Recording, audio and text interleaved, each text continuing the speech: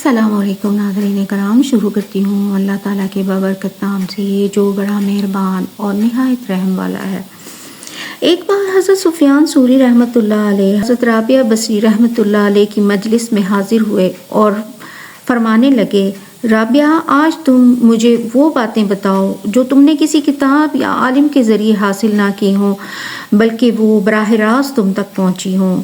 حضرت رابعہ بصری رحمۃ اللہ علیہ کچھ دیر تک غور کرتی رہیں، پھر آپ نے امام وقت کو مخاطب کرتے ہوئے فرمایا، ایک بار میں نے اپنی ضرورت کی چیزیں خریدنے کے لیے ہاتھ سے بٹی ہوئی چند رسیاں فروخت کیں۔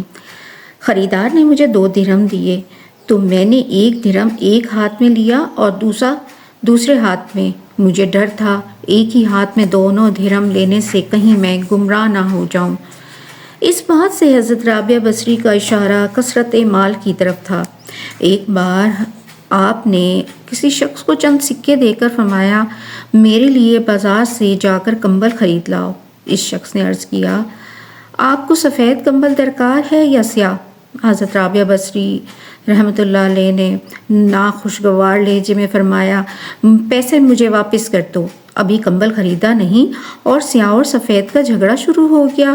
پھر اس شخص سے پیسے واپس لے کر اپنی خادمہ کو دیے اور فرمایا، انہیں جا کر دریا میں پھینک آؤ۔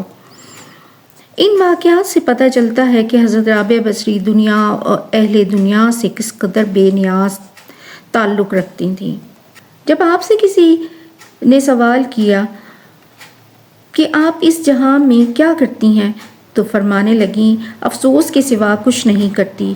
پوچھنے والے نے پوچھا، آپ کس بات پر افسوس کرتی ہیں؟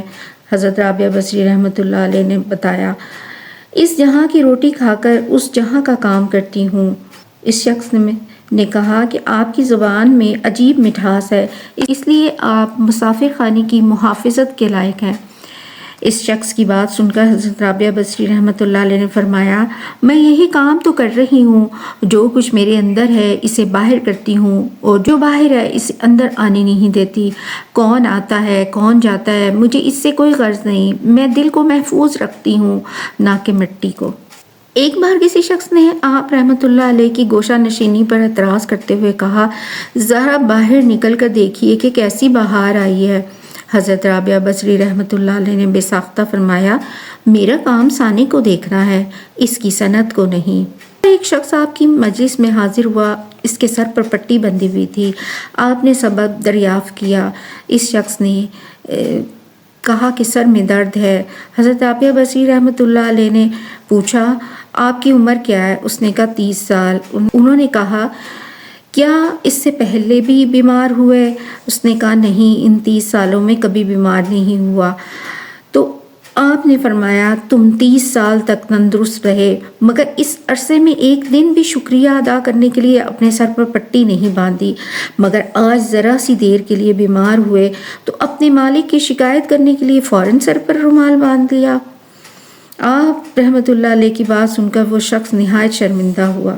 کچھ اہل علم لوگ جو آپ رحمۃ اللہ علیہ کی شہرت سے حسد رکھتے تھے مجلس میں حاضر ہوئے اور کہنے لگے، اللہ تعالیٰ نے مرد کو عورت پر فضیلت بخشی ہے، ہمیشہ مرد ہی کو نبی یا رسول بنا کر بھیجا گیا ہے، آج تک کسی عورت کو یہ شرف حاصل نہیں ہوا۔ ان لوگوں کی بات سن کر حضرت رابعہ بصری رحمۃ اللہ علیہ نے فرمایا، بے شک یہی اللہ کا نظام ہے، مگر ایک بات غور سے سن لو کہ مردوں ہی نے خدا ہونے کا دعویٰ کیا ہے، کسی عورت نے آج تک یہ نہیں کیا کہ میں تمہارا بڑا رب ہوں۔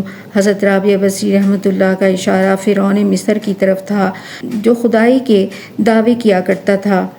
یہ محبت کا آبشار 88 برس تک جاری رہا۔ اس طرح دنیا سے رخصت ہونے کا وقت ہوا۔ کچھ لوگ عیادت کے لیے حاضر ہوئے۔ حضرت رابعہ بصری رحمۃ اللہ علیہ نے دیکھ کر فرمایا، فرشتوں کے لیے راستہ چھوڑ دو۔ لوگ باہر چلے گئے تو آپ رحمۃ اللہ علیہ نے بستر سے اٹھ کر دروازہ بند کر دیا۔ کچھ دیر تک بات کرنے کی آوازیں آتی رہیں، پھر خاموشی چھا گئی تو لوگوں نے دروازہ کھولا۔ حضرت رابعہ بصری رحمۃ اللہ علیہ دنیا سے رخصت ہو چکی تھیں۔ حضرت رابعہ بصری بہت کم گفتگو کیا کرتی تھی۔ آپ کا بیشتر وقت نماز پڑھنے میں گزرتا تھا۔ کوئی بات کرنی ہوتی تو آیات قرآنی کا سہارا لے کر اپنے مطلب بیان کرتی۔ لوگوں نے پوچھا کہ آپ ایسا کیوں کرتی ہیں؟ حضرت رابعہ بصری رحمۃ اللہ علیہ نے فرمایا، انسان جو کچھ بولتا رہتا ہے فرشتے اسے لکھتے رہتے ہیں۔ میں کوشش کرتی ہوں کہ قرآن کی آیات کے سوا کچھ نہ بولوں۔ یہ احتیاط اس لیے ہے کہ میرے منہ سے غلط بات نہ نکل جائے اور فرشتے اسے تحریر کر لیں۔ اللہ نے انسان